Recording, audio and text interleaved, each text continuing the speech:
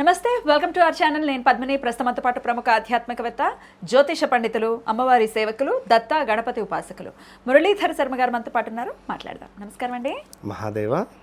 ఇంట్లో ప్రశాంతత లేదు అని చెప్పి కంప్లైంట్ చేసే వాళ్ళు చాలా మంది ఉంటారండి. అన్నీ ఉన్నా కూడా ఏదో ఒకటి కష్టం వస్తూనే ఉంటుంది. ఈధర్ మాకు అప్పులు ఎక్కువైపోయినాయని ప్రశాంతత లేదు, లేకపోతే మేము డబ్బులు ఇచ్చామండి ఎవరికో, వాళ్ళు మా డబ్బులు మాకు తిరిగి ఇవ్వట్లేదు అని ప్రశాంతత ఉండదు.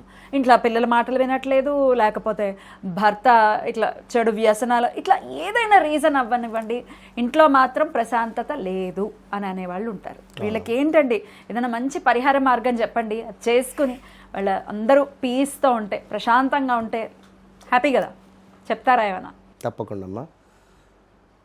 ఒక 5 క్రెడిట్ కార్డు లోన్లు పెట్టుకోవాలి, అదేవిధంగా ఒక 4 ఈఎంఐస్ పెట్టుకోవాలి. మనకి ఎంతైతే ఆదాయం ఉన్నదో 1 లక్ష వచ్చింది అనుకోండి, ఈ లక్షకు 2 లక్షలు పెట్టుకొని నెల 1 లక్ష రూపాయలు అప్పు తెచ్చి కట్టాలి. అప్పుడు ప్రశాంతంగా ఉంటుంది.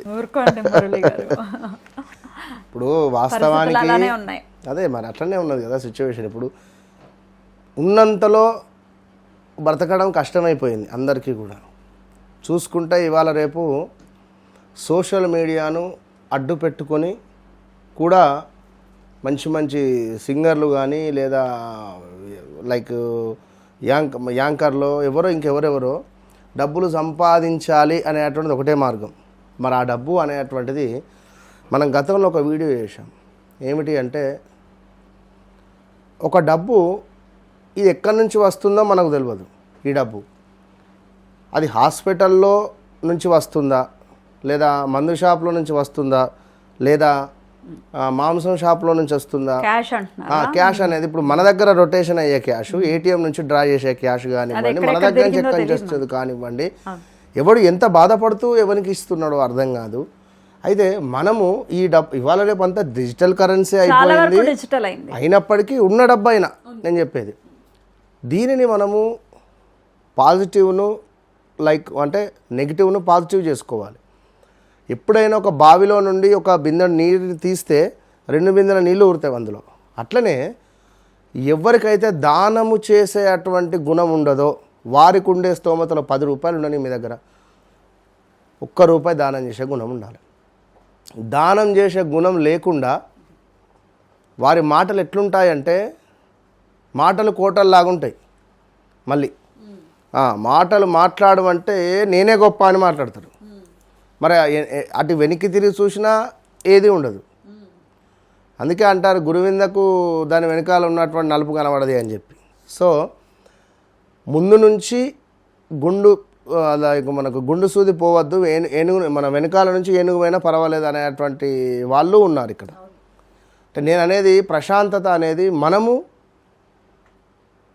అది మనం క్రియేట్ చేసుకోవాల్సింది. అది ప్రశాంతత తీసుకో అని చెప్పి నీకు ఎవరు ఇయ్యరు. ప్రశాంతత ఏ షాప్లో దొరకదు. ప్రశాంతత అనేటువంటిది అది మనము క్రియేట్ చేసుకోగలం. ఎస్. ఎప్పుడు అదేమిటి, సరే మనము ఎంతసేపు అయితే మెడిటేషన్ చేస్తామో, లేదా జపం చేస్తామో, లేదా పూజలో పాల్గొంటున్నామో, లేదా మనమే స్పెషల్గా రోజు మీ ఇంట్లో ఉండేటువంటి దేవతార్చనకు సంబంధించినటువంటి విగ్రహాలు కానివ్వండి, ఫోటోలను కానివ్వండి, ఆ కింద శుభ్రమైన ప్లేటో లేదా ఇది మన క్లాత్ ఏదైనా వేసి, మన పేపరో వేసి పెట్టుకుంటారు కదా, వాటన్నిటిని రోజు తీసి రోజు క్లీన్ చేసి పెట్టుకునేటువంటి ప్రయత్నం పెట్టండి. ఫోన్ను పక్కన మారేసి, లేదా విష్ణు సహస్రనామాలో లేదా హనుమాన్ చాలీసనో ఏదో ఒకటి బ్యాక్గ్రౌండ్లో ఒక మ్యూజికో, లేదా అది ఆ మంత్రాల లలిత సహస్రనామాలో పెట్టుకుంటూ చేసుకోండి. ఇది చేయడం ద్వారా మీకు కొంత ప్రశాంతత అనేటువంటిది ముందు ఏర్పడుతుంది. దయచేసి అప్పుల జోలికి వెళ్ళొద్దు. నా పాయింట్ ఒకటే, ఈఎంఐస్ జోలికి వెళ్ళొద్దు. ఎప్పుడైతే ఒక మనిషికి సేవింగ్ చేసేటువంటి బుద్ధి ఉండదో, ఎవరైనా కావచ్చు, నన్ను తిట్టుకున్నా మంచిది, సేవ్ చేసేయాలి, సేవింగ్ చేసే ఆలోచన లేదు, ఈ 1 లక్ష వచ్చినవి, ఈ 1 లక్షలో 80,000 ఖర్చే ఉంది, ఈ 20,000 నా మెయింటెనెన్సు, 1 లక్ష వచ్చినా నేను ముందు ఏం సేవ్ చేయాలి, ఈ 1 లక్షలో నేను 10,000 సేవ్ చేయాలా, 20,000 సేవ్ చేయాలా, 50,000 సేవ్ చేయాలా అనేది మీరు ఆలోచించుకుంటేనే రేపటి కాలంలో మీ జీవితం బాగుంటుంది. లేదు అనుకుంటే మాత్రం కష్టము. ఫస్ట్ జీతం అడగానే ఇగో ఇది కారు ఈఎంఐ, ఇది ఇంటి ఈఎంఐ, ఇది ఇంట్లో పని మనిషికి, లేదా ఇది అయిపోయింది. జీతం వచ్చినటువంటి పరిస్థితే లేకుండా అయిపోతుంది. ఎప్పుడైనా పని చేసేటువంటి వారికి పని చేస్తున్న జీతం వస్తుంది, ఇంతే. బిజినెస్ చేసేటువంటి వారు మాత్రం ఎక్కువగా డెవలప్ అవుతారు, అది అందరికీ తెలుసు. సో ఆ స్కిల్స్ మనం డైలీ మన జాతకంలో కానీ మన లోపల కానీ ఎలాంటి స్కిల్స్ ఉన్నాయో స్కిల్ డెవలప్మెంట్ చేసుకునేటువంటి ప్రయత్నం మనం చేసుకోవాలి. మనకు మనమే ధైర్యంగా ఉండాలి, మనకు మనమే ప్రశాంతంగా ఉండాలి. ఎవరో వచ్చి మనకు ఏదో చేస్తారు అన్నా కూడా అవసరం లేని విషయము. ఇది అంతకుముందు చెప్తున్నా, ఇప్పుడు చెప్తున్నా. కనుక మీ దగ్గర ఉన్న డబ్బును ముందు మీరు దానం చేయడమో లేదా ఎవరికైనా సహాయం చేయడమో నేర్చుకుంటే తప్పకుండా మీకు మంచి ఫలితం ఉంటుంది. ఇక మీరు అన్నటువంటి ప్రశాంతతమైనటువంటి వాతావరణం కోసము ఇవాళ రేపు వాస్తుపరంగా కూడా మన ఇల్లు బాగుండాలి. మన ఇంట్లో ముఖ్యంగా ఈశాన్యం కానివ్వండి, నైరుతి కానివ్వండి, ఇవి వాస్తురీత్యా ఎలాంటి దోషాలున్నా పెద్దగా పట్టించుకోవద్దు. ఎందుకు పట్టించుకోవద్దు అంటే అవి సెటరేట్ అయిపోతాయి, బ్యాలెన్స్ చేసుకోగలుగుతాయి ఇంట్లో 100%. ఈశాన్యం నైరుతి అవి ఎట్లా ఉన్నా కూడా బ్యాలెన్స్ చేసుకోగలుగుతుంది. కానీ ఆగ్నేయము వాయువ్యం కనుక డిస్టర్బ్ అయితే తప్పకుండా ఇబ్బంది ఉంటుంది. అది 100కు 200%. సరే, ఇప్పుడు నైరుతి విషయం నేను మాట్లాడాను. నైరుతిలో మీరు ఎట్లున్నా నైరుతి ఈశాన్యం అవి రెండు క్లియర్ అవుతున్నాయి అని అనుకునేటువంటి సందర్భంలో అలా అని చెప్పి చెత్తగా ఉంచడం కూడా మన ధర్మం కాదు. నేను అనేది ఇప్పుడు ఒక పిల్లర్ వచ్చింది బయటికి, ఈశాన్యంలో ఒక పిల్లర్ వచ్చింది, దీనికి ఇక్కడ గోడ టచ్ అయింది, ఇటు నుంచి ఇటు గోడ టచ్ అయింది, లైక్ అది బయటికి పిల్లర్ రావడం కూడా ఇబ్బందే. అలా పిల్లర్ బయటకు వచ్చింది ఈశాన్యంలో అంటే పర్వాలేదు. ఈశాన్యంలో చక్కగా కూడా మీరు శుభ్రంగా చేసుకొని ఒక కలశాన్ని పెట్టుకునే ప్రయత్నం చేయండి. కలశం అంటే మొన్న ఒక ఆమె పెద్ద బిందె పెట్టింది, అక్కడ పెద్ద బిందె పెట్టి బిందెలో నీళ్ళు పోసి పెట్టింది. అంత పెద్ద బిందె పెట్టడం ధర్మం కాదు. చిన్నది చెంబు, రాగి చెంబు పెట్టండి. ఇక నైరుతిని ఎప్పటికప్పుడు శుభ్రపరుస్తూ ఖచ్చితంగా కూడా నైరుతి ప్లేస్లో ఉంటే ఇప్ప పువ్వు పెట్టండి.